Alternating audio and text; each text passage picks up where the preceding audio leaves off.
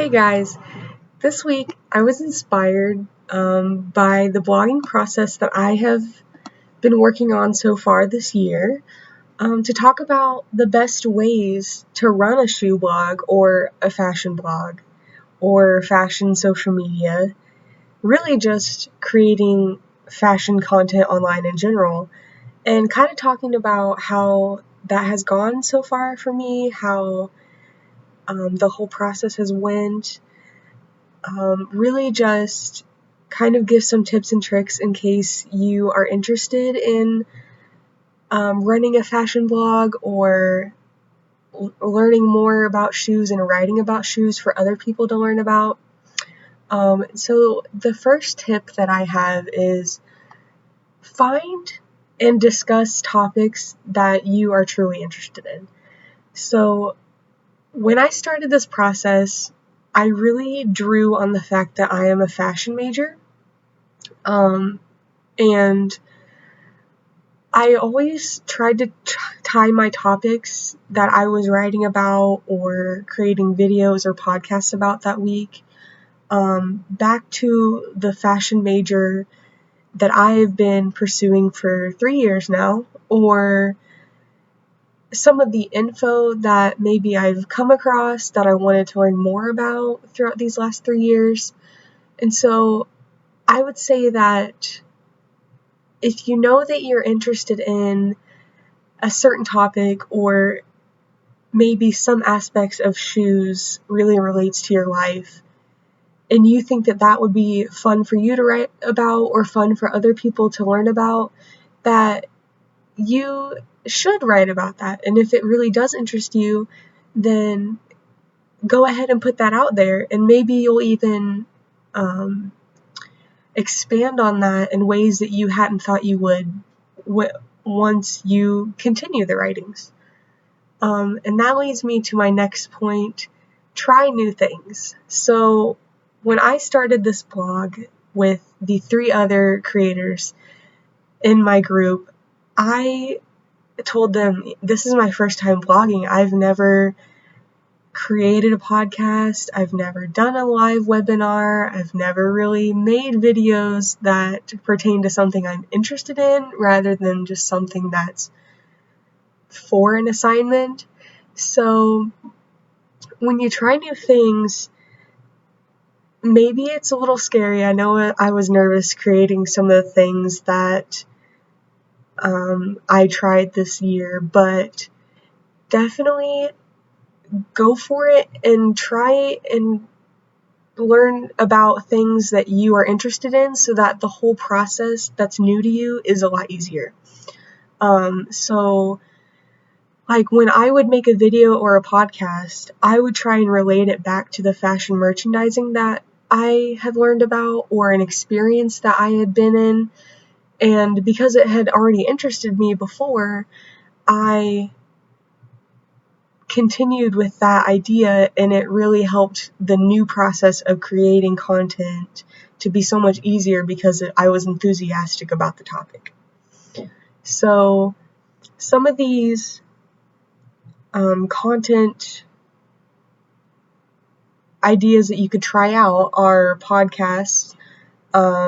These could be video format where you're actually talking to the camera, or this could be just audio, or maybe both, but you insert video of maybe just the shoes or the fashion, or actual text that is about what you're talking about.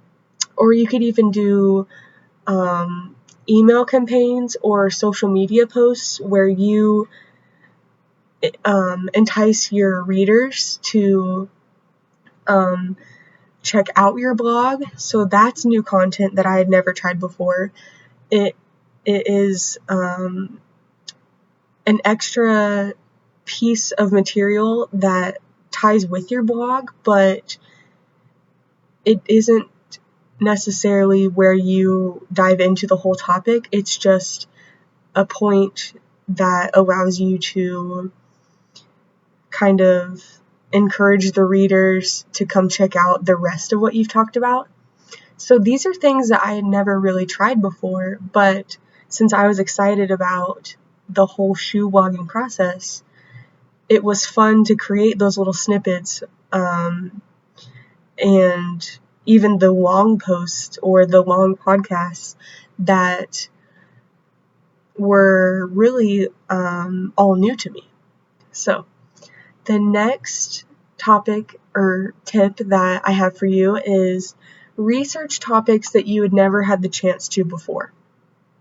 So I know that there were a few topics for me that I was really excited to learn about, because maybe in my last 3 years of college I'd heard just a little bit about, but it was never really fully explained to me in class or outside of class.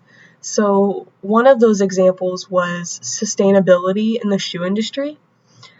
I have known that there were issues within the shoe industry that certain companies were trying to improve upon, but beyond that, I had never really learned about any of the specifics. So it was really fun for me to research a topic like that I had never had the chance to really learn about beforehand, and then be able to share it with others so that maybe they'll be able to learn about it for the first time through me.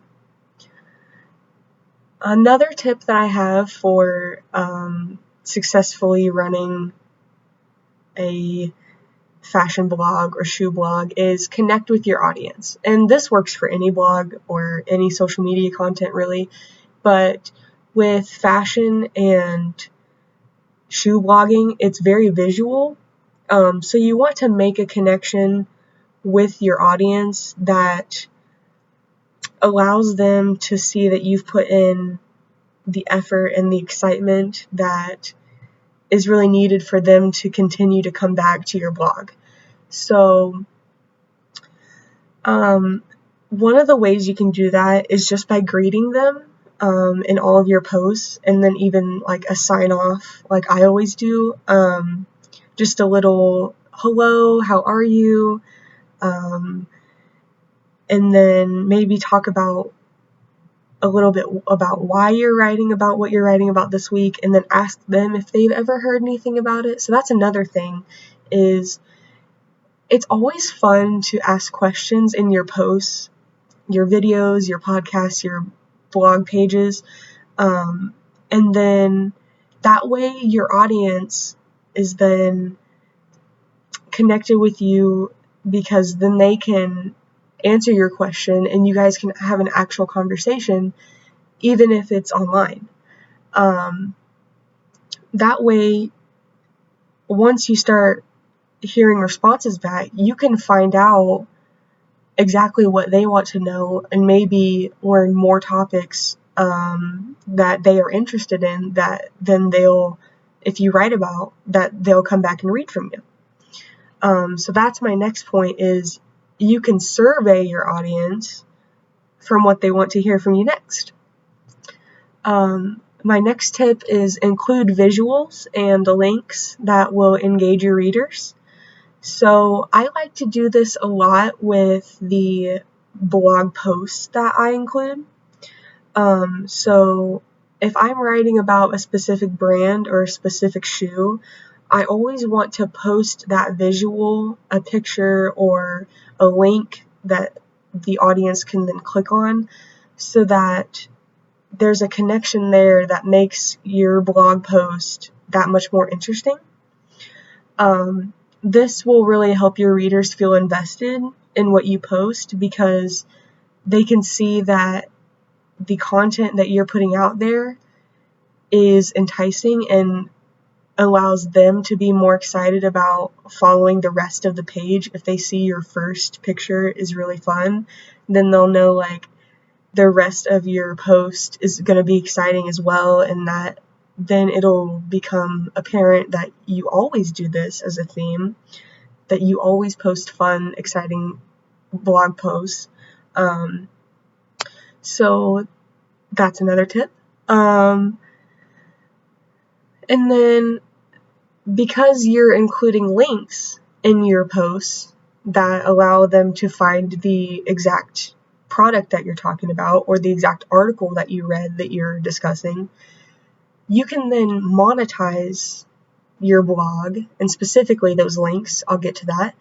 And then this will benefit you. So this is something new that I had never really tried before. I have always kind of seen that monetization of social media content is a big deal with it, because blogging can be a source of income, and then it also allows your audience to support you.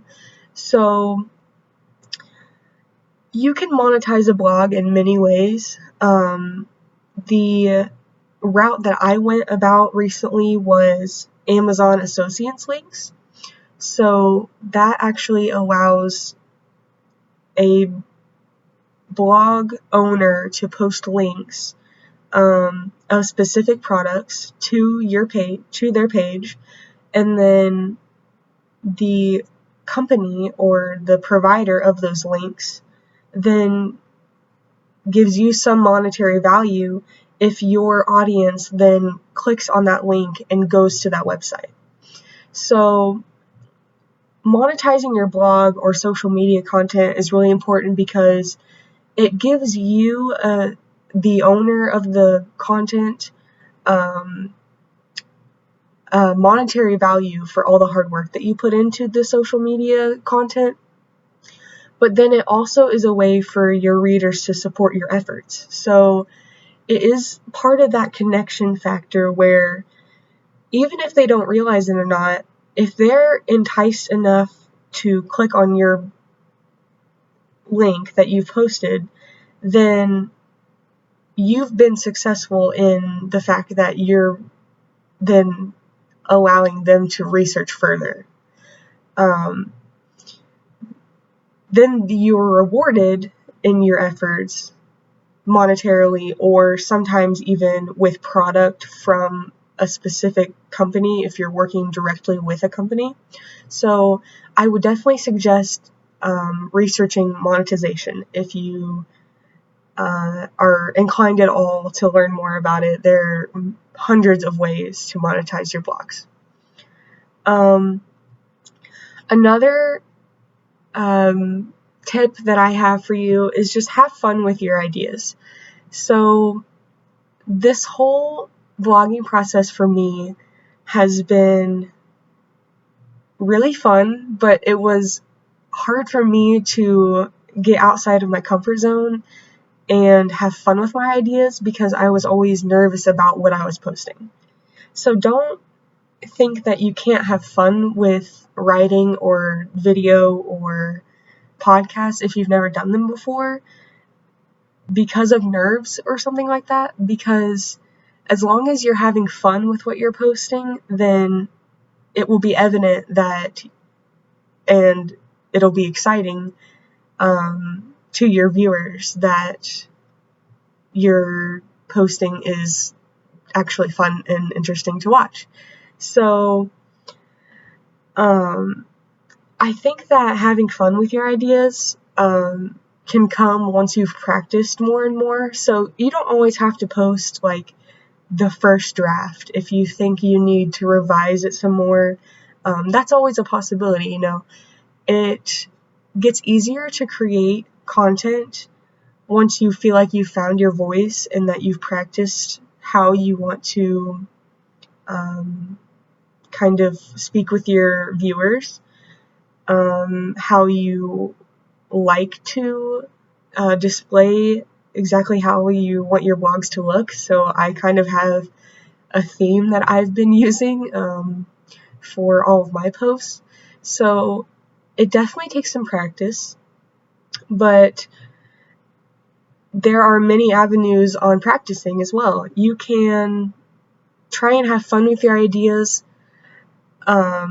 even having fun with the creation of the ideas. You can just try and think of as many ideas as possible in one sitting, connect them all together, and then this is a way that you might think outside of your comfort zone and push yourself creatively so that your ideas are fresh for you. And if you could figure out some niche in the fashion or shoe industry that you think is missing on the internet, this might be the idea that is the next big hit for you and that surprises you with a new set of audience who was looking for this content. So to summarize, I would say that definitely discuss topics that you're interested in, push yourself with the fun ideas that you post, definitely try new things, connect with your audience, research topics that you've never had the chance to research before, include visuals and links that will engage your readers, monetize your blogs and social media content, and again, have a lot of fun. I hope that this inspired you to try out fashion or shoe blogging for the first time. Let me know if you have any questions about what I do or what we do as a team to continue to create our blog posts. Thanks so much for watching. Until next time, Anna.